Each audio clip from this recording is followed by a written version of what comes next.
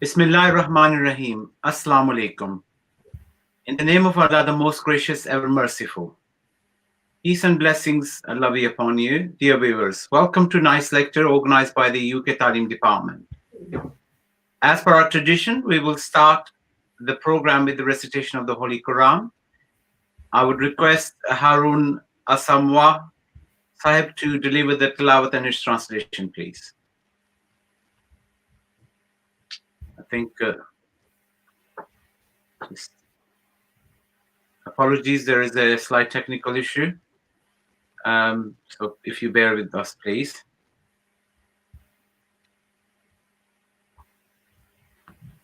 I believe we have issue with that. So I'm just going to move on to my next segment. Unfortunately, that has been a technical issue here. So tonight we have the pleasure of being joined by Dr.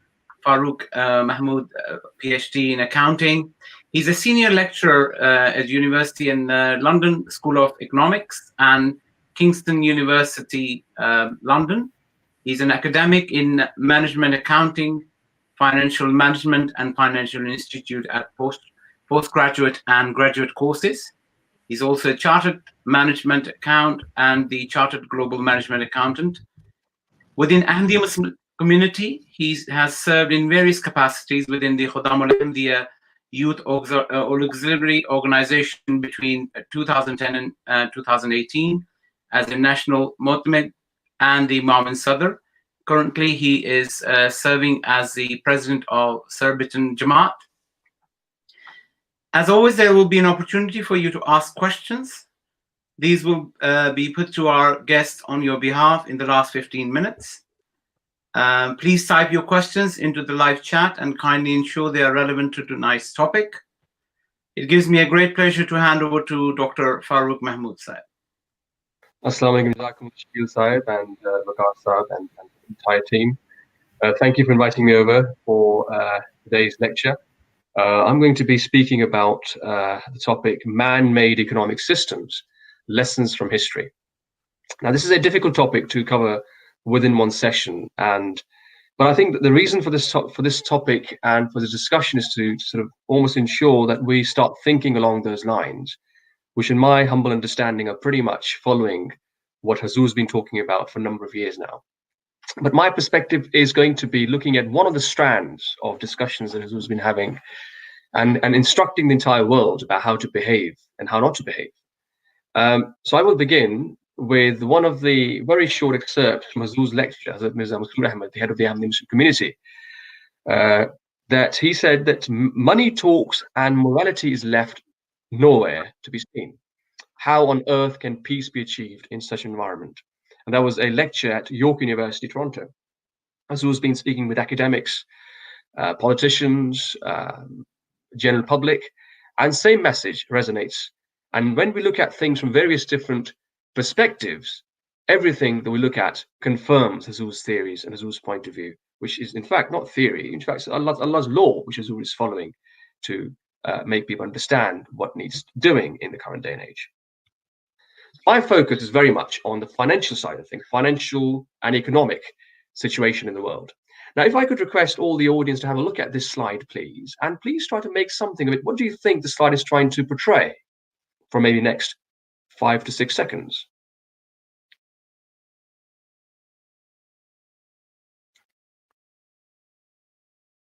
I think you guessed it right. Basically, we've got a few examples from the history, last 100 years, almost 100 years, since the Great Depression, which the stock market crash of 1929, which Hazur has mentioned as well in his one of the speeches, at least one of the speeches, and that was followed by Great Depression, and that was followed by the Second World War. Then we have 1990-91 recession, that was followed by Gulf War. Then we had 2001 recession, and that was followed by War on Terror. And then had 2007-9 recession, followed by 2010 Arab Spring, and 2011 onwards, present Syrian civil war, which in fact is a proxy war between global powers. These are only a few examples. I'm not saying, I'm in no position to say there's causality here. I'm only mentioning here a correlation that one could really quite easily assess. Is that there's some link that an unbiased mind could assess between the global economic crises and global conflict.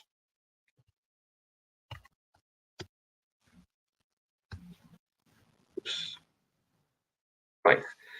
So, because I mentioned at the start, the topic is man-made economic systems. Now, there are two broad classes in the last century that we come across. One is capitalism, other is socialism. Because socialism almost is virtually now disappeared. It's not there anymore. There's only one system prevalent in the world, which is capitalism.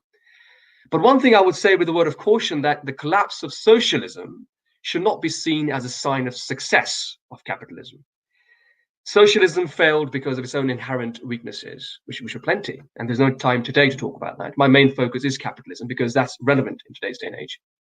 And some capitalists do note as if capitalism's success is in fact socialism's collapse, which in fact is perhaps, with due respect, not the right way to look at it. And today we'll uncover some of the capitalist world's weaknesses inherent in the system that we are following. Okay, so I'm very hopeful. I'll try to keep this presentation accessible for most of us, and try not to throw in jargon. But there might be some jargon here and there, which I'll try to humbly explain. So capitalism, within capitalism, the economy could be operated with two broad policies. One is called fiscal policy, and the other one is called monetary policy. Now, fiscal policy is something which most of us do see anyway, and most of us hear about this all the time. Things like government taxes or government spending. So it's all about government really deciding how to help economy go through certain stage in the cycle. Sometimes boom, sometimes recession, sometimes stagflation or deflation, different kinds of economic situations in the world, in a country.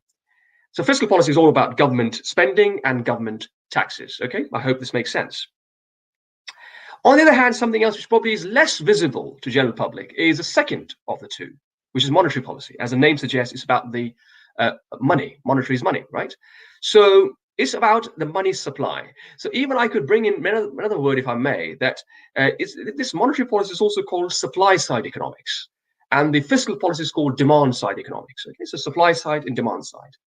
And my bigger problem today in this discussion is with the supply side economics, which in fact is a money supply. And in plain English, mostly it's by interest rates. And interest rates do bother me, do worry me, that how interest rates have been going around in the world for a long time now and almost go unnoticed about their inherent problems. So interest is what I'm interested in today, partially with other things also as they come along with it. So on purpose, so this slide again, if you could have a quick look at the slide, I think it's hopefully simple. On the left side is fiscal policy, and I put on the left side for a reason. So within the political framework or political landscape, a better word, I think, within a country's political landscape, the left side of economics, right, is going to be with those parties on the left side. So in capitalist world, left would be more like in America, let's say Democrats, in Britain, Labour Party, for example. I'm not saying it always is the case, but it tends to be like this. So on the left side, we have, as I said to you, the parties that I mentioned, Democrats in America, or in Britain, we have Labour Party. And fiscal policy, to me, seems closer to their heart, apparently. And notable economists for that will be British economist, a very big name in last century's economics, is John Maynard Keynes, and his theory and his work was instrumental in post-World War II until a certain point. So he was the most popular of the economists, and then came another wave of other economists, which is more like neoliberal economists. But please don't worry about these terms. If I do throw in, I do apologize. But I'm trying to get to the real issue here. Then the other wave of economists sort of came into the scene, and they became very popular. So two big names which I can think of now. There are many more names. One is Milton Friedman. He was a Chicago. It's called Economics Chicago School, which is Chicago School of Economics, and basically, Chicago is a top university in America, one of the top universities, and he was a Nobel laureate from that university. Then we have Friedrich Hayek. Friedrich Hayek was Austrian-British economist and then he was from the LSE, London School of Economics, and these two economists are well known for the right side of economics, if you like. So on that spectrum, if we see left is more of fiscal policy, more of it, and I'm not saying it's entirely as binary as I'm making it sound, but I'm just trying to sort of make it easy for us also understand, for all of us to understand that the right side tends to be more monetary policy, more interest rates oriented policies. But it's not as simple as I'm trying to make it sound. But I hope you would read, if you like it, Milton Friedman, you can read Friedrich Hayek, a book called The Road to Serfdom. And anyhow, so probably can read up more on these economists if you so like. Okay, so now I'm going to talk about post-World War II economic boom. And that period is seen as a golden period in capitalism, is a so-called golden age of capitalism. So the reason I've put down 4 reasons there, and there could be more reasons, but I've put down 4 reasons there why it was the golden age of capitalism after the Second World War. And I call it golden age also by accepting as well it was very good time for capitalism, because capitalism in its pure form has a lot good about it, a lot of good things about it. Every system would have its own inherent problems, but capitalism would have a lot of good things. So let me spell out those 4. There was one Bretton Woods system, was Bretton Woods Agreement in America, New Hampshire. It was, I think, 40-odd allied countries. Their delegates went there, and they decided that currency should be pegged with gold. What it simply means is that American dollar will be linked with gold, and gold supply would, in fact, decide the value of dollars. And it makes very, very stable currency in simple sense, because gold is a physical commodity. And I think it was $36 per ounce was the cost of gold at that time with dollar, and other currencies were linked with dollars. It was a very stable system of how currency would operate, because it was pegged to gold. So that was the great thing about Bretton Woods system that was introduced in 1944, the end of the Second World War. And then increased government intervention. I mean, in the times of crisis, government should be intervening more. Like good leadership should always step in. You need statesmen to make good decisions, and sometimes tough decisions. And that was actually aftermath of the Great Depression. Let's remind ourselves of that time. Very difficult times. And by the way, interestingly, Great Depression culminated with the Second World War. And it's interesting, a paradox that wars, in fact, help with alleviating depression or recession. Anyhow, on the right side is progressive. Sorry, not right side. So the third of the reasons I picked up is the progressive taxation and capital levies, which means the taxation was that the richer people pay higher taxes and poor people pay less tax. And it's a very fair system in pursuit for equality and good wealth distribution.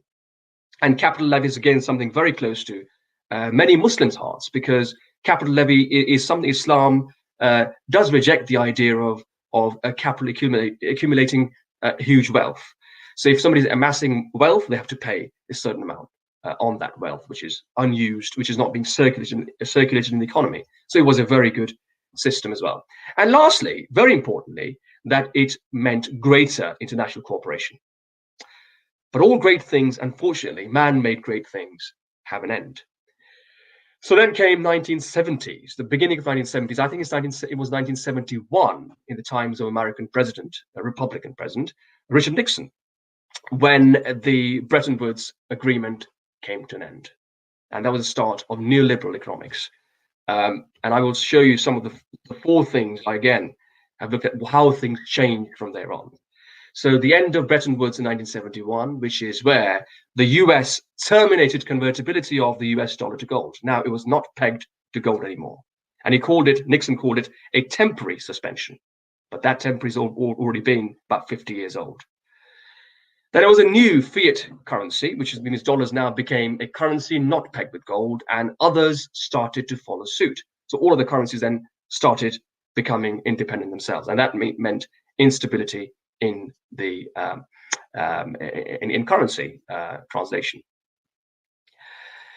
Then neoliberalism, laissez-faire, which is more, I don't pronounce French very well, but that's how, I mean, probably I can get by saying that it was more freedom, free market. So the word free market, in fact, really is the heart of neoliberal economics, that everything should be privatized. Deregulation is the best thing. The government should not intervene. So in a way, government should be completely at bay and let markets run by themselves. Okay, and Adam Smith, who's the father of economics, long time ago, I mean, he called it the invisible hand of markets, but that's something which, again, I don't think I'll delve into. But in fact, they believe so much there's an invisible hand helping. And if we want to link that with politics, it was time for Margaret Thatcher in the UK, and it was Ronald Reagan in America. Both Thatcher being a conservative, a Tory, and Reagan being in America a Republican. Please don't think that it's about parties. It's just about us understanding the world a bit better. It's not as simple as somebody who belongs to one party behaves one way. That's just the wrong way to put it. But it's just I'm just sort of laying out facts here. Lastly, it was the beginning of monopolies and inequality, in a sense that richer people were being incentivized to amass wealth, because larger corporations were coming along and countries were dictating prices. And that simply meant that the rich started becoming richer and poor became poorer. And that was not very long after the Second World War, unfortunately, and things started to look a bit, and they call it freedom, but that freedom, in fact, has meant some issues, which I will explain in a few moments. Okay, please don't look at the slide. It may just have too much on it, but don't worry. Let me just go back, otherwise it just becomes too distracting. The problem is the two G's to bear in mind. One G is growth, one G is greed. Okay, I think it nails down to two G's. Greed for growth. That is the problem with the capitalist societies today. And that growth is measured in the terms of GDP. And that term, perhaps, you would have come across, is gross national product. And that, in fact, is a combination of four things. One thing is individuals' consumption in an economy. So you and I buy goods, consumption. Then investments by businesses. Number three, about government spending. Number four, it's the net exports by country. These four things, when added, is called GDP. Simple as that. And these countries are measured, their performance, the economics, the economic well-being is measured through the GDP's growth.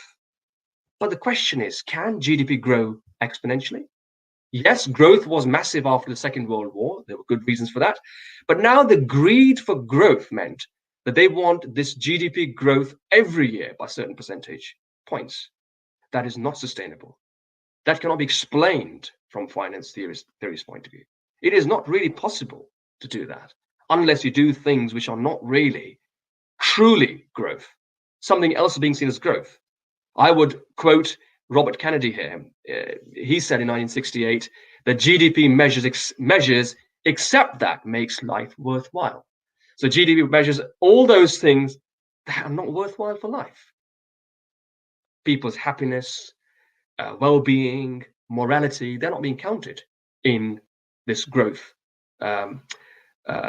obsession, which is GDP growth obsession. I'm going to now quote a Nobel laureate, Joseph Stiglitz, who got Nobel Prize in Economics. He says something very, very useful. He says that over this course of, let's say, since 1980s and 70s also included, that life expectancy has not significantly improved. Rather, he says something called deaths due to despair, which means the unhealthy lifestyle due to alcoholism, gambling, drugs have reduced lifespans, because people go through so many recessions now that they have become addicted to these things, which in fact mean lower life expectancy rather than the opposite. And he also mentions declining morality of society. He's a very good Jewish economist. And he said all these things, which are amazing. And the reason why I mentioned the word Jewish is because sometimes people think perhaps, and there are stigmas attached in this entire world against different races, just like people hate Muslims. Some people do. And same happens to some Jews. The truth is that every religion has great people, people who say right things. So he's a Nobel laureate, and I've just said what he said, and it all makes sense. If I may also humbly add something onto what he said, that we are now moving away from religion as well. So morality, one thing, but also religion, being godless, is another problem of the capitalist world. Inherently, communism had this problem, not capitalism. So if there's anything that capitalism should have been boasting about, was in fact the society meant to be following God. But now it's unfashionable to follow God. So even that one thing the capitalist world had, which would make it stand out against communism, would be belief in God. Even that's going too. If I show you this graph here, this graph, again, please don't worry about too much. I'm just going to explain very quickly about this graph. This is 1970s, right? This is the, I hope you can see my cursor there. It's 1970s. Since then, the earning capacity of median means an average person on the street, or average median means the most typical earning in a country is median earning, in America has actually declined. Can you believe it? Which means if you compare it's not about exact dollars, how much they earn per hour.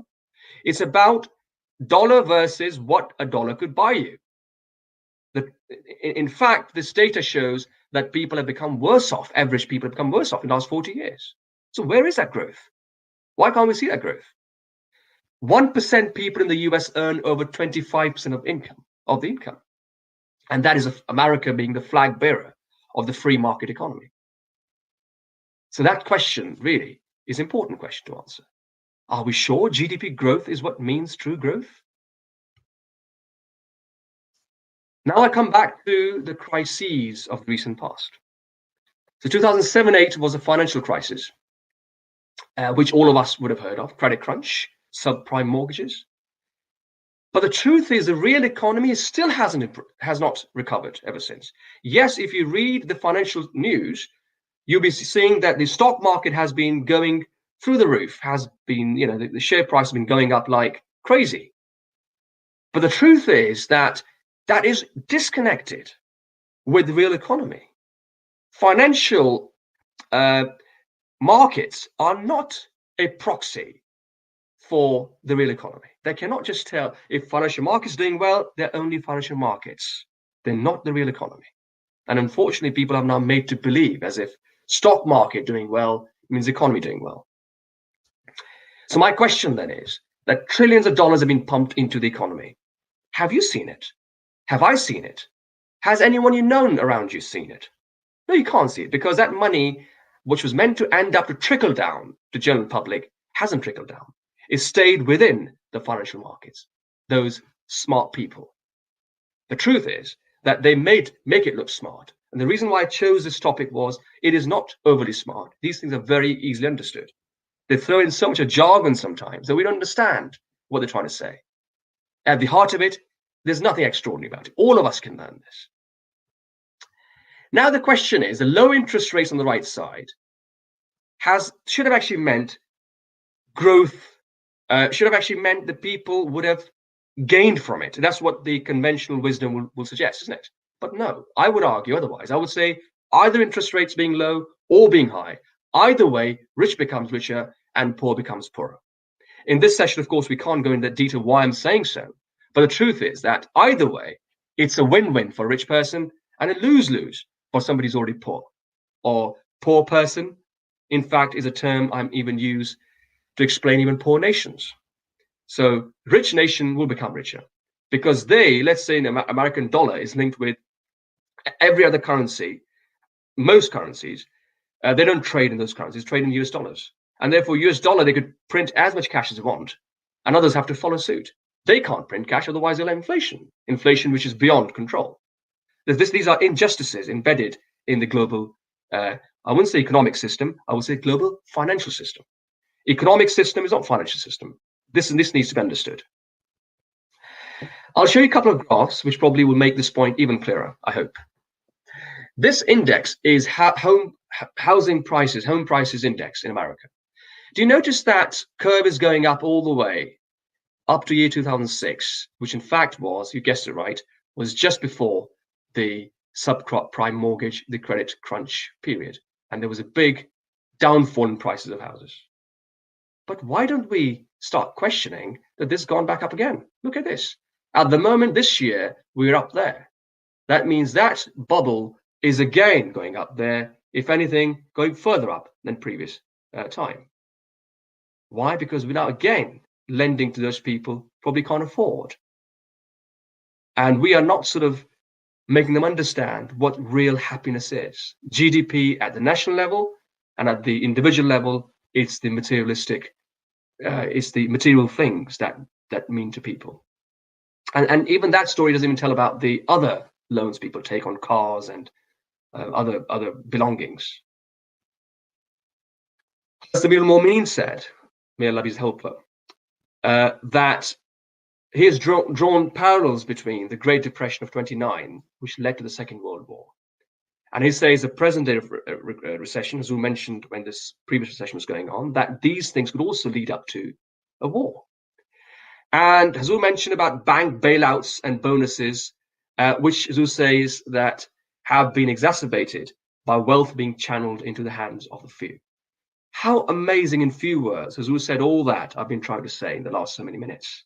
And that is exactly what we're trying to say, that even if we do talk about the proper hardcore research in this area, it just confirms what Hazul says.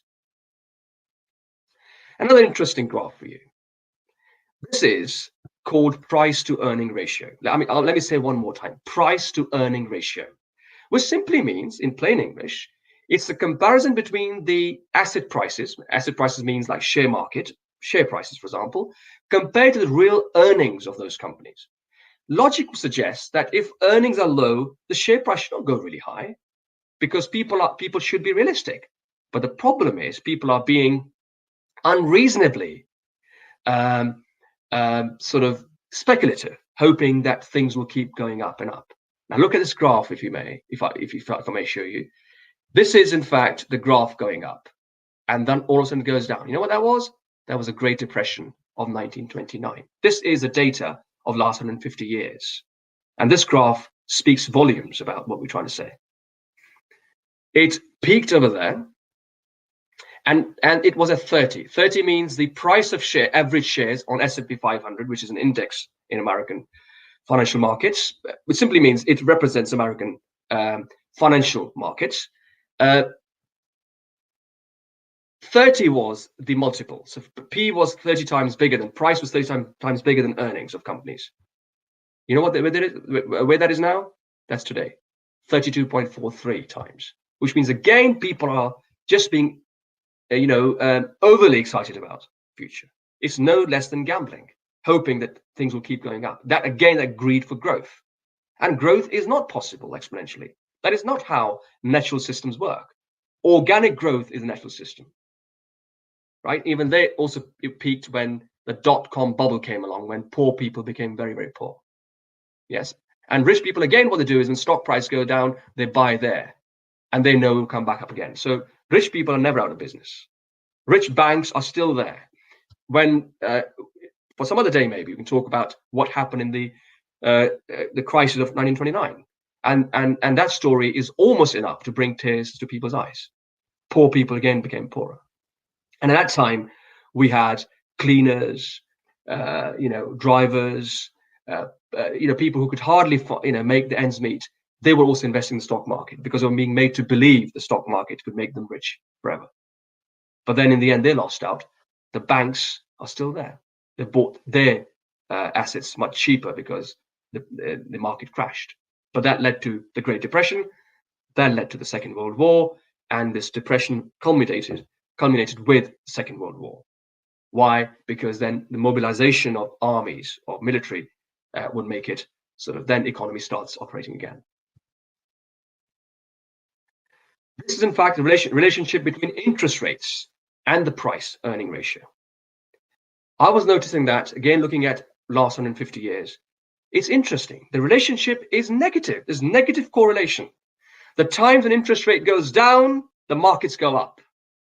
And that tells a massively huge story. that when interest rates go down, who gains? Only rich people gain who've got huge investment stock market. You and I won't get that interest, cheap interest, to work for our money growth. Okay, so if you see that over here, you will see PE ratio, which means the price of the assets is going down, but interest has gone up. Interest rates go down, the price goes up. Over there, huge spike in interest rates, huge downfall in the asset prices in the stock market. Huge downfall now in interest rates.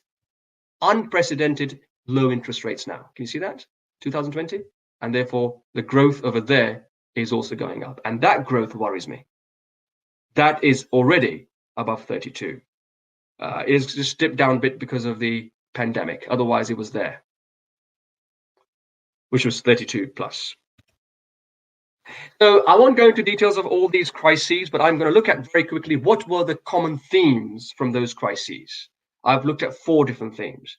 One is excessive credit, which is a common feature amongst all these different crises. When people start borrowing more and more and more, a crash is imminent or is just around the corner. Excessive speculation. People start believing that the stock market will keep making money for them. And same is happening now. I know a lot of young people now these days are investing. They call it investment. I call it, no, it's not investment, it's speculation. You can't invest unless you know about the business inside out. Most young people have no idea about the accounts are prepared for the companies. How could they invest in a company? They simply are speculating, which is gambling. Either it's Bitcoins or it's the stock market, Apple stock, Facebook stock, Google stock, Amazon stock, Netflix stock. Those are high growth companies and their stock is massively overvalued. And that's excessive speculation again. And that's again the common theme across the board I've noticed over the years. Then irrational exuberance. That term irrational exuberance I've borrowed from a Nobel laureate called Robert Shiller. Robert Shiller is, I think, is a professor at Yale University, America. And he calls it irrational exuberance. People are irrationally excited about things. That's again a common feature. Then I've noticed another common feature is that people's memory becomes very short-term. Government's memories become short-term. Investors' memory becomes short-term. They forget about regulation. They start deregulating things again. That's happened since even 2008 or 9 crisis, that regulation came along to sort of make the banks behave better. But all of a sudden now we can see regulation has disappeared. Regulation means the idea of against free market, and they don't like it, and therefore regulation is removed as we go along. Again, reflecting on that slide, which I showed you earlier. Unfortunately, by the way, I've not included the big recession now they're going through. And may Allah save us from future conflicts, but things aren't looking great, and especially when Hazur talks about it, and he's been talking about it for years and years now. And looking at our data and looking at how the financial markets operate, I am personally feeling very scared. Scared in a sense that scared for the well-being of mankind because Hazur is concerned. The Holy Quran says, and use the word biharbim min Allahi wa rasulihi, that beware of war from Allah and His Messenger. When there's interest, Allah uses the word war in the Holy Quran. And do you see that? Interest rates are responsible for even the global wars, even the conflicts we're seeing. The word war is not just having a war with Allah Ta'ala, which of course is the most, the saddest thing one can ever think of. How could somebody have a war against Allah and His Messenger? But even the physical wars of this world are happening because of interest rates, irrational exuberance, greed for growth. And all that is because of interest. And interest is one of the great tools they have to make things manipulate things in their favor. In their means, whoever those people are, and those people could be anywhere in the world, could be any people in the world, could be people from all religions or no religions. I would, at the end of this humble presentation, last few slides, I'm going to talk about what is the solution to the problem now. The solution is where we should be going for. Hazrat Muslim Maud, the second head of the Ahmadi Muslim community, Hazrat Mirza Bashiruddin Mahmood Ahmad, he gave an outstanding lecture, and absolutely that lecture is mind-boggling for anybody who's interested in financial systems or economic systems in the world. Hazur has laid out the foundations of Islamic teachings which would keep economic system going forever. And this lecture was in Lahore, and the year is very important, 1945. So that lecture effectively was laying down the foundations of the New World Order. If the world followed those commandments or instructions, then there would be no problems that we're seeing now. Increasing inequality, growing global conflicts, anarchy, pessimism, depression, both senses of the word, depression being economic depression as well as depression that people are facing, mental health problems. There are four things I'm going to start with the economic system of Islam that he's mentioned. Islam upholds individual enterprise. So Islam in that sense is closer to capitalism, that people should be doing business. But then Islam says about voluntary efforts to rectify inequities, that the way to rectify the inequality in the society, people should be doing voluntary acts, even voluntary payments, even giving donations and physically helping mankind. And then the Holy Quran says wealth, and that is also mentioned. All I'm saying is from the book. Nothing is from outside the book. So please do read the book, The Economic System of Islam. Wealth created by God for the benefit of all. So God has created wealth. People don't do it. Fiat currency or this currency or that currency. That is not. And again, it's not pegged to gold, means they're trying to create cash, which is not created by God. It's man-made cash. But that God's cash, which is God's wealth, which is for the benefit of all mankind. And then what beautiful way to put it. There's a balance between individual freedom and state intervention. Now, these terms, which when I talked about fiscal policy, monetary policy, that is just summarized in that one sentence. Balance between individual freedom and state intervention. People can't be totally free and act responsibly. Governments have to keep an eye on foul act. And these are the things. So Islam talks about provision for the hereafter. Islam promotes life of simplicity, but life which is productive, i.e. money is circulating. Economy is booming in true sense, that you're producing more and more goods, and goods, not just services and services called financial services. That's not truly adding value to the economy. And not based on force or compulsion. All that is done voluntarily. That's the beauty of it. Prohibition of interest, riba, interest we talked about. Islam, Allah Ta'ala, in fact, is saying that some such person is having a war against God and his messenger. Don't crush individual capabilities. Islam encourages hard work, enterprise, and people's intellect. If people are intellectually sound, they deserve to. Maybe they can earn better. Fine. And provides for the comfort and progress of the poor and the weak, always keeping in view that some people are smarter with their mind, they may have more money, but do not forget the poorer people of society. Islam brought to an end the institution of slavery. And slavery, Hazur, the current Khalifa, he's mentioned about modern day slavery. The modern slavery is where, in fact, the rich becomes richer and he uses the resources of the poor, and in fact has got that person shackled in the bonds in the current day bondage, and removes the basis of the rise of opposition and enmity. True Islam would in fact remove any need for revolutions like they call it Arab Spring and this and that. That won't happen if all the above are happening. And lastly, the slide, that Islam discourages monopolies. Currently, I mentioned a few companies' names like Facebook, Google, Amazon, Apple, Netflix, Microsoft. These companies actually are almost monopolies, and they don't let any SMEs, small and medium enterprises, to come in the market. Islam is very much pro SMEs, small and medium enterprises. In the West, we say too big to fail. Islam doesn't want that. Islam wants everybody should be able to progress and should be given a chance to progress. Islam promotes taxing idle wealth. If money is not doing anything, tax it. Similarly, Islam, if somebody's got a mine, they are drawing resources from a mine, then they must pay khumus, which is 1/5 of that as royalties to the government, and that's used for the poor. Islam has a beautiful teaching that inheritance should be given to all the children of the deceased. Whereas in the West, as a Muslim, I would say, he gives example of British and the American laws. Under them, a deceased person could even leave behind the entire legacy, for only one child, and nobody could stop it. But Islam would not want that to happen, because otherwise one child becomes very, very rich, others remain poor, and the equality, similarly lack of distribution of wealth, will be the problem. But the government has to provide all basic amenities. That's government's job, that everybody gets food and shelter in a society. And lastly, in that regard, it is also important, under the teachings of the Holy Quran, there are certain people in a community who are there serving the cause of Allah. And they are, in our language, could be missionaries who are just spending time to promote Allah's word in the entire world.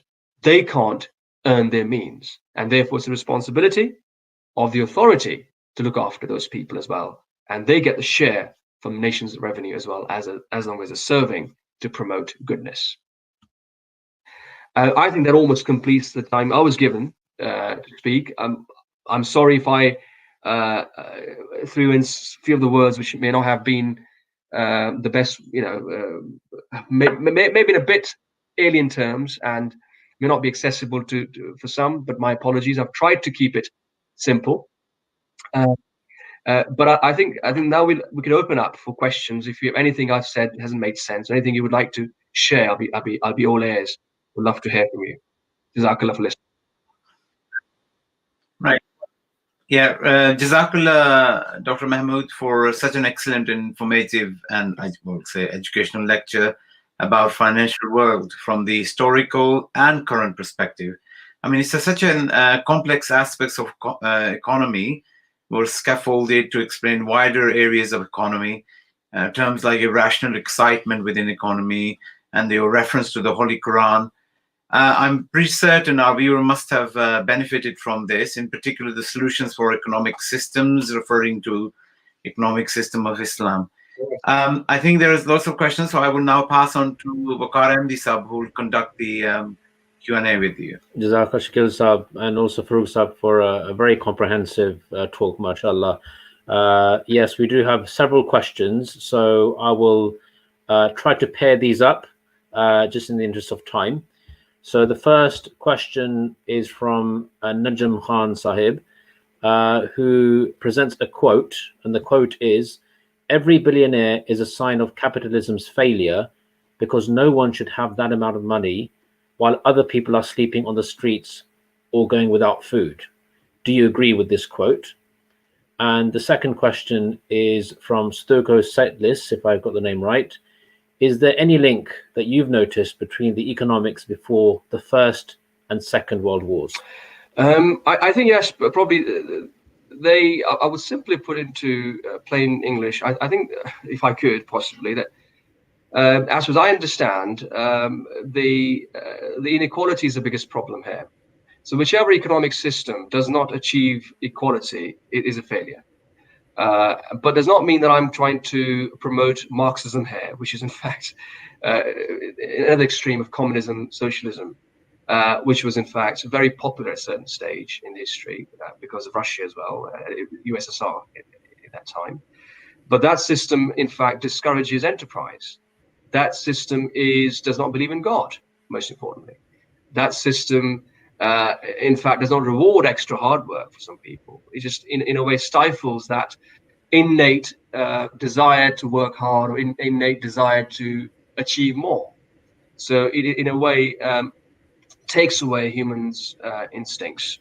So I think Najm Khan Sahib, I agree with the statement to an extent, but at the same time, capitalism in its good form could do very well as well. So I may not be able to say outright capitalism being bad, but capitalism has unfortunately, in a sense, been hijacked by the idea that let's make it very complex for a common man, so people don't understand it. In the end, they don't question these things. So I would very strongly suggest that economic problems aren't financial problems. They're two different things altogether. Unfortunately, there's a causation between. So what I would dare to say is that financial crisis leads to economic crisis, and economic crisis is the one where a common man suffers.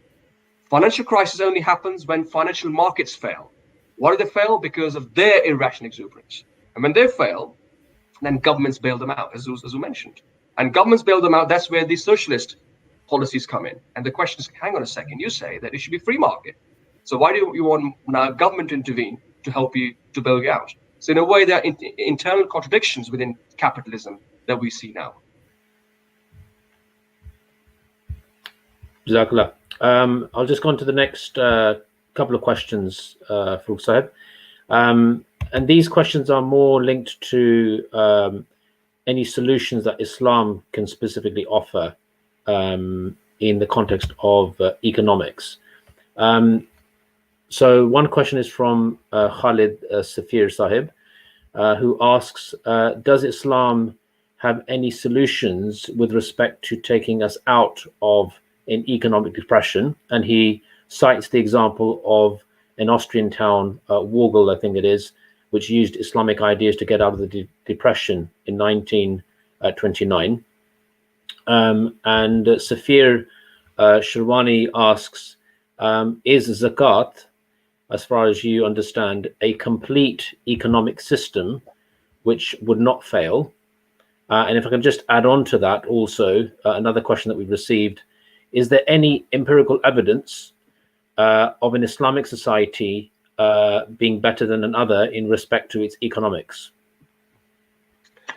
There are a lot of questions. I think one common theme is about Islam's superiority when it comes to, helping with economics. The interesting thing is, whenever economics has worked, it seems so much like Islamic economics anyway. So, for example, I gave an example of what happened to the post-war economics. I found a lot of similarities of that economics with Islam.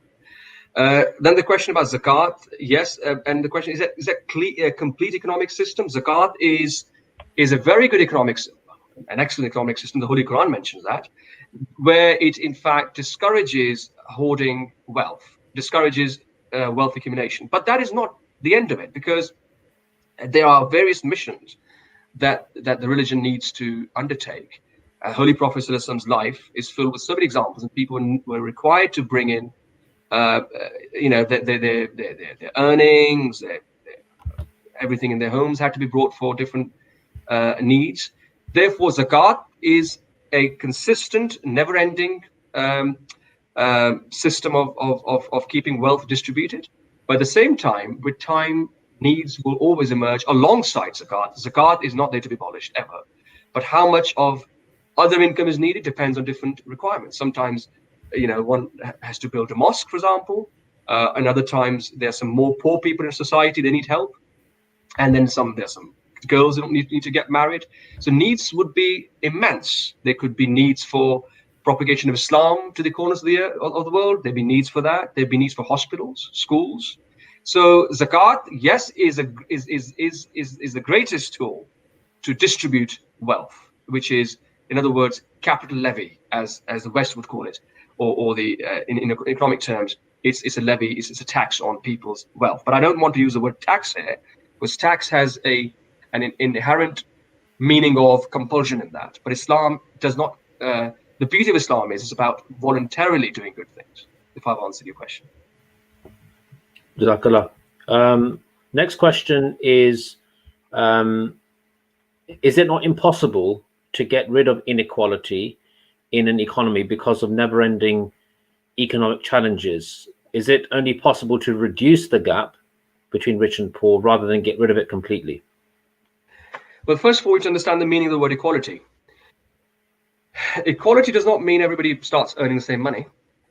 First of all, Islam says it's government's job to provide the basic amenities.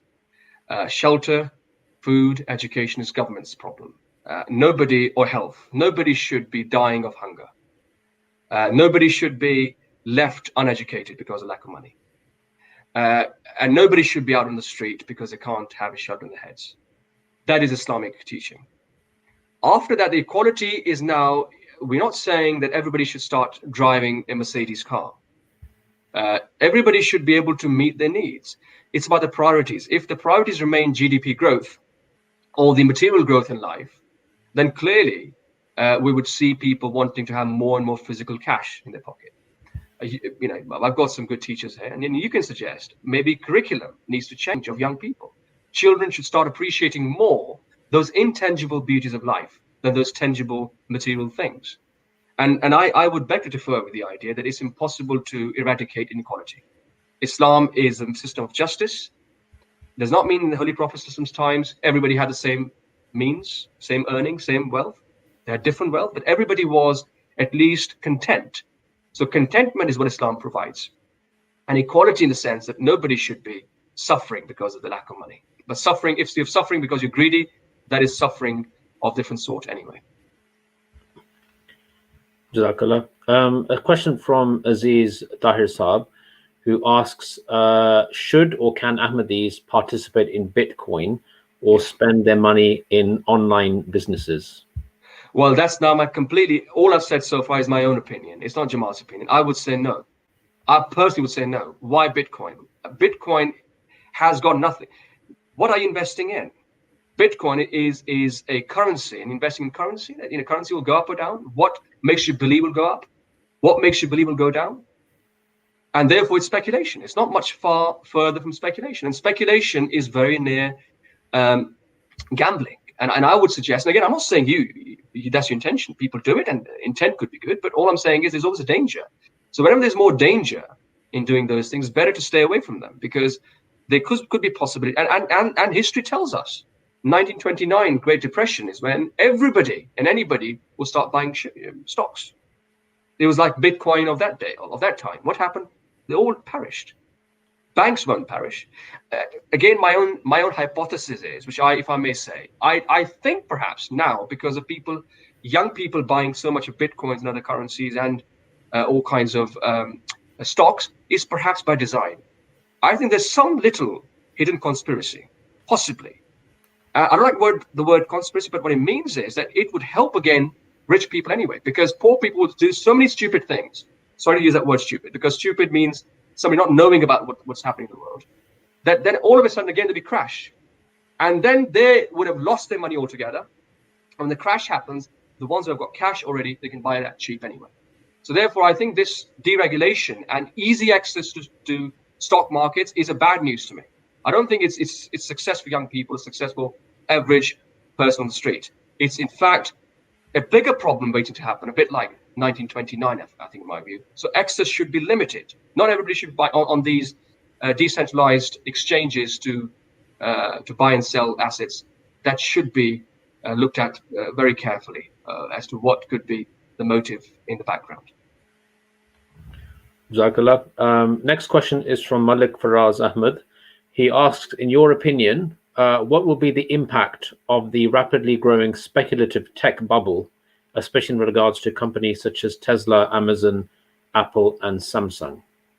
Well, Tesla is a very interesting one. Tesla's PE ratio, remember PE ratio mentioned? Tesla's PE ratio, price to earning ratio, is about 2,000. Can you believe it? The average PE ratio for the last 150 years on S&P index is 15, which means the price is 15 as a multiple of earnings. But Tesla's PE ratio is about 2,000, which is highly, highly speculative. And I don't see it. In other words, people are saying, would believe that Tesla will make money 2,000 pounds times more than the earnings in future. Yes, it makes sense. Tesla are a high-tech company, but are they that high-tech? We had a dot-com bubble back in 2001, and the same thing happened then. So there's nothing which is different that I can see. The reason for this, this conversation we're having, it's called Lessons from History. And lessons are the same as the questions you're asking. There's nothing different now, in my view. And if my belief becomes stronger when I hear my imam saying those things from different perspectives. And when I look at and do my own analysis, I learn nothing different to what Hazur is telling me already. Jazakallah. Next question is from Nasir Habib Sahib, who asks, do you think that the reasons of any financial crisis lie in human psychology? I think you're now going into behavioral economics, right? Behavioral economics has had a lot of Nobel Prizes, by the way. Richard Thaler is a name. Then we have John Nash is also a big name. Perhaps you might, if you like watching some good movies, a movie called A Beautiful Mind, about game theory. Then we have now auction theory has given economics Nobel Prize, recent one.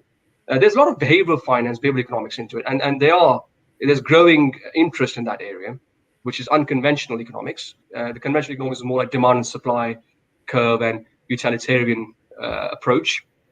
But yes, I mean, I probably, if I understood your question correctly, yes, there is a lot of behavioral psychology involved. When you see price going up consistently, you start believing that it will always go up. There's no reason why it come down.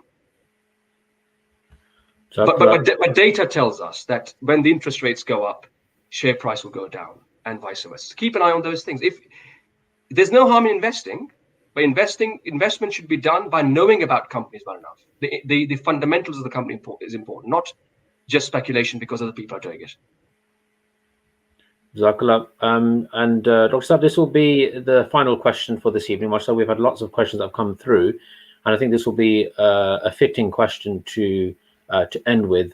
And this is from Shah Jahan Ahmed Sahib, who says that the world is obviously facing a financial crisis. Both rich and poor are being affected. How can we attain peace in these hard times? Sorry if I'm going away from academic to more of a biased opinion here, if I may. My opinion is that the answer is in finding shelter at the feet of Khilafat. Because the prophecy for this time has been prophesied in Surah Al-Jummah.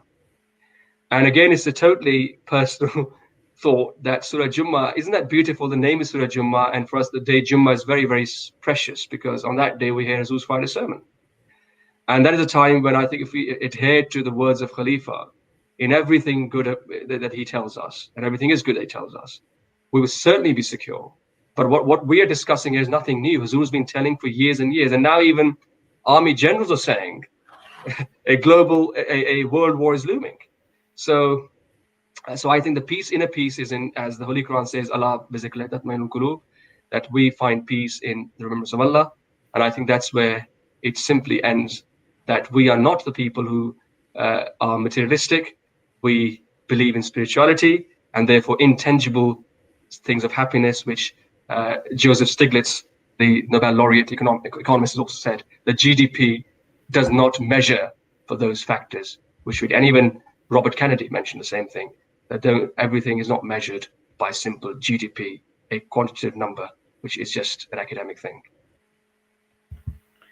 Jazakallah, Dr. Sahib, mashallah, you've responded to many of our viewers' questions following a very comprehensive lecture that has kept our audience captivated throughout.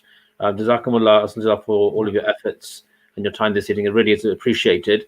And also I'd like to apologize to viewers that we were not able to bring in our brother for Tilawat at the beginning of the session as we normally do. There were technical issues that we faced, and we do apologize, and inshallah we will ensure that doesn't happen next week. Next week we have our next lecture on Monday the 30th of November. That lecture will be delivered in Urdu by Murabbiya Silsila Sabahat Kareem Sahib, and his lecture title is The Account of Karbala and the Martyrdom of Hazrat Imam Hussein Raziyallahu Ta'ala Anhu. So please join us for that lecture next Monday at 8 o'clock. And also just a reminder to our viewers that please do get in touch with us if you'd like to recommend a speaker, or you'd like a particular talk or theme covered in our lectures. MashaAllah, we're now at more than 50 lectures since Ramadan, and we'd like to keep these lectures continuing. So please do get in touch with us to ensure that we can keep this going. So our thanks again to our viewers as always, and to Dr. Farooq Mahmood Sahib in particular for an excellent talk this evening. If I could please request him to lead us in silent prayer. Can I please ask you, Sahib, to lead us in silent prayer, please? Okay, Assalamu alaikum. If you could please join me in silent prayer. Jazakallah. Dua karla.